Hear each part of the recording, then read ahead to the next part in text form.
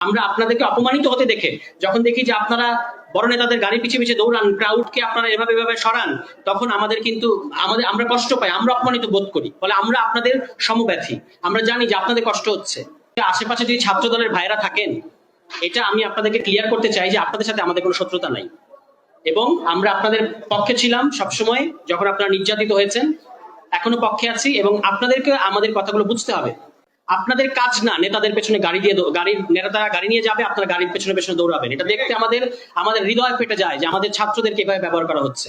আর কোথা থেকে নেপো কিডসরা আসবে, তারা অক্সফোর্ডে পড়ে, তারা কেমব্রিজে পড়ে, তারা দেশের বাইরে থাকে, ওই নেপো কিডসরা এসে বিসিবি দখল করবে। আমাদের ছাত্র দলের ভাইদের যদি এই অ্যারেঞ্জমেন্ট পছন্দ হয়, আমাদের কিছু বলার নাই, কিন্তু আমার ধারণা আপনাদের এটা পছন্দ হওয়ার কথা না।